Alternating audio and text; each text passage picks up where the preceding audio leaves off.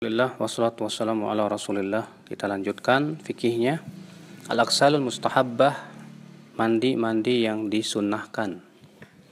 Yang pertama ghuslul idain, yaitu mandi untuk 2 hari raya.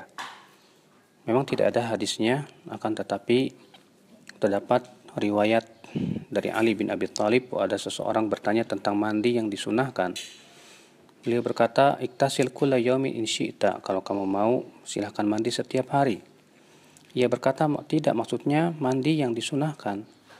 Beliau berkata, yaumul jum'ah, mandi hari Jumat, mandi hari Arafah, mandi hari Idul Adha, dan mandi hari Idul Fitri.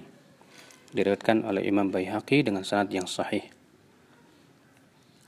Kemudian yang kedua, mandi hari Arafah, sebagaimana dalam asar tersebut. Yang ketiga, yaitu mandi untuk berihram. Berdasarkan hadis Zaid bin Sabit bahwa ia melihat Nabi SAW, ia membuka baju untuk ihlalnya dan mandi.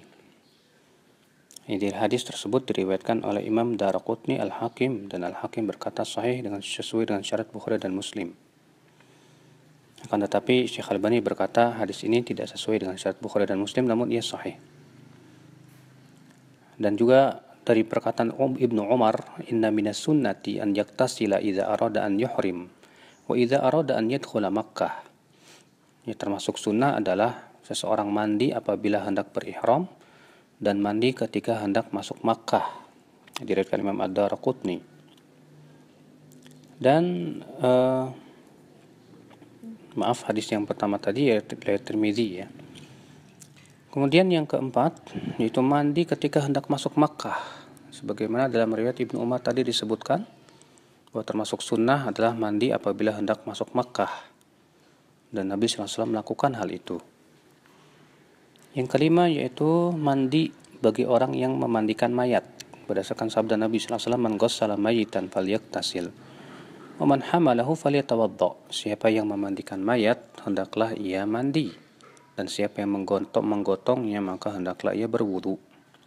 Hadis tersebut diriwayatkan oleh Imam Abu Daud, Tirmizi, dan dihasankan oleh At-Tirmizi. Yang keenam, yaitu mandi setiap kali mau berjima, ia mengulanginya. Berdasarkan hadis Abu Rafi bahwa Nabi SAW ia mensetubuhi istri-istrinya di suatu hari, dan beliau mandi di setiap kali hendak menjimai istrinya tersebut. Lalu aku berkata, wahai Rasulullah, ala taj'alhu wahidan? Kenapa engkau tidak jadikan satu kali mandi saja? Maka Rasulullah bersabda, hadza azka wa atyab wa athhar. Ini lebih suci, lebih bagus, dan lebih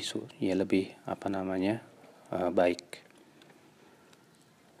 Kemudian yang ketujuh, mandi bagi wanita yang terkena darah istihadhah. Dianjurkan mandi setiap kali sholat. Kalau tidak mampu, maka mandi untuk zuhur dan asar secara jamak, dan maghrib dan isya secara jamak, dan fajar juga sekali mandi. Itu dengan cara zuhur diakhirkan mendekati asar, lalu mandi untuk zuhur dan asar. Maghrib demikian dan isya demikian pula untuk fajar. Berdasarkan hadis Aisyah radhiyallahu anha bahwa Ummu Habibah terkena istihadhah, maka Nabi SAW menyuruhnya untuk mandi setiap kali sholat. Diriwayatkan Abu Daud. Dan dalam satu riwayat yang lain, bahwa ia diperintahkan untuk mandi dengan cara yaitu dimundurkan zuhur mendekati asar, kemudian asar dimajukan, mandi untuk zuhur dan asar. Kemudian maghrib diakhirkan, isya ditarik, kemudian sekali mandi untuk maghrib dan isya.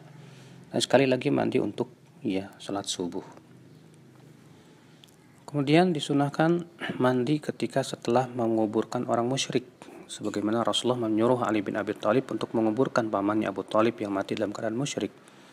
Lalu kemudian menyuruhnya untuk mandi. Diriwayatkan Imam Ahmad, Abu Daud, dan Nasa'i. Yang kesembilan, yaitu mandi karena pingsan.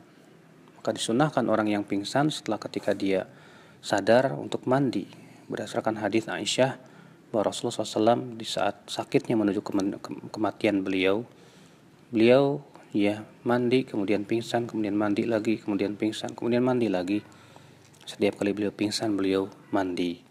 Hadis tersebut sahih, diriwayatkan oleh Imam Bukhari dan Muslim. Wallahu a'lam.